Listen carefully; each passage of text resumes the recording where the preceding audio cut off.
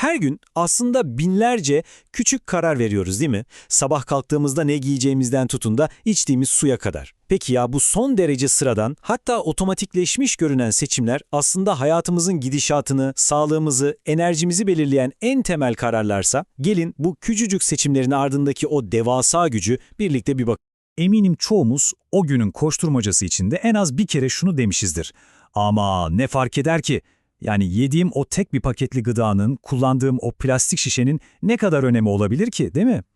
İşte şimdi bu sorunun cevabının aslında sandığımızdan çok daha fazla şeyi, hatta belki de her şeyi değiştirebileceğini göreceğiz.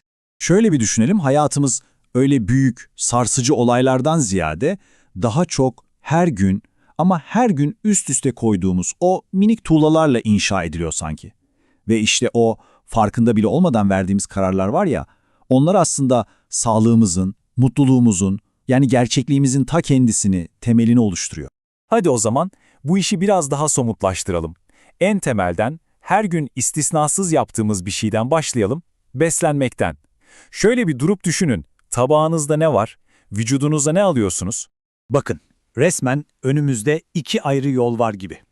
Bir yanda raf ömrü uzasın diye içine koruyucular basılmış, daha parlak görünsün diye kimyasallarla kaplanmış, tarım ilaçlarıyla yıkanmış gıdalar. Diğer yanda ise topraktan soframıza en saf haliyle gelen, pakete girmemiş, özünü, doğasını koruyan yiyecekler.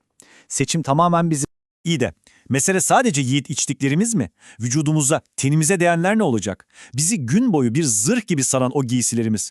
Dolabınızı şöyle bir açtığınızda neyle karşılaşıyorsunuz?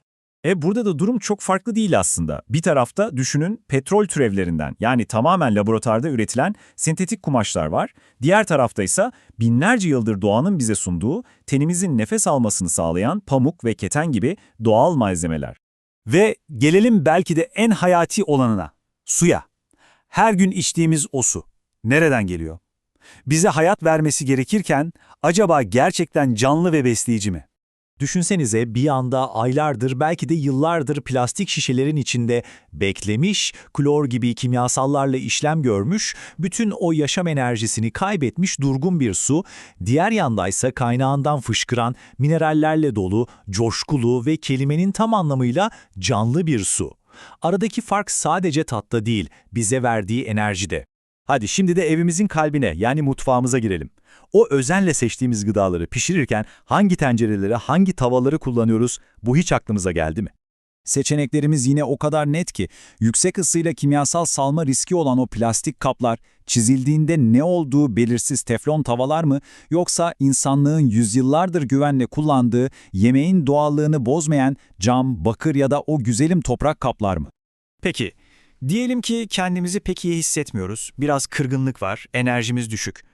O anlarda ilk yaptığımız şey ne oluyor? Sağlığımızla ilgili bir sinyal aldığımızda ilk tepkimiz ne?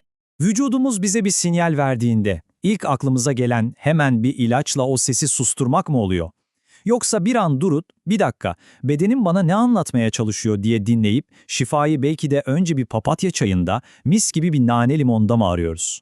İşte bütün bu küçük gibi görünen seçimler var ya, onlar bir araya geldiğinde ortaya çıkan sonuç aslında tam olarak şu. Bu sadece ne yediğimiz veya ne içtiğimiz değil. Bu insanca yaşayabilmekle enerjini yok etmek arasındaki farkı belirleyen bir yol ayrımı. Peki tamam, tüm bunlar gözümüzü korkutmasın sakın. Değişim dediğimiz şey öyle devasa, imkansız adımlarla gelmek zorunda değil. Ufacık ama gerçekten ufacık bir gayretle başlıyor her şey. Ve bu ufacık gayret önce kendi hayatımızda, sonra da bir dalga gibi yayılarak sevdiklerimizin hayatında inanılmaz bir etki yaratabilir. Her küçük seçimi bir tohum gibi düşünün. Başta belki önemsiz gibi görünen o tohumları bilinçli bir şekilde doğru toprağa ektiğimizde kim bilir belki de hayatımızda gerçek mucizelerin yeşerdiğine tanıklık edebiliriz. Hani o en başta sorduğumuz ne fark eder ki sorusu var ya, belki de asıl mesele onun her şeyi fark ettirdiği o anı yakalamak.